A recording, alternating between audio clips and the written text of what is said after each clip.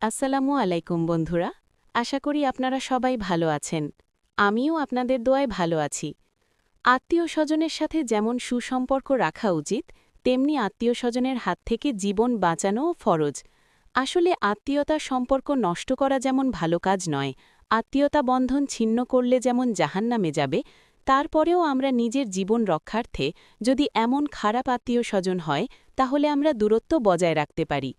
কারণ নিজের প্রয়োজনে নিজেকে সেফ রাখা এমন খারাপ আত্মীয়-স্বজনদের কাছ থেকে। এমন আত্মীয়-স্বজনও আছে যারা জীবনকে বিষাক্ত করে মানসিক শান্তি নষ্ট করে, জীবন নাশের কারণ পর্যন্ত হয়ে দাঁড়ায়। তাদের থেকে দূরে থাকাটাই শ্রেয়। এখনকার জামানার আত্মীয়-স্বজনও এমন হয়ে গেছে যে রক্তের সম্পর্ক মানেই যে নিরাপদ তা কিন্তু না।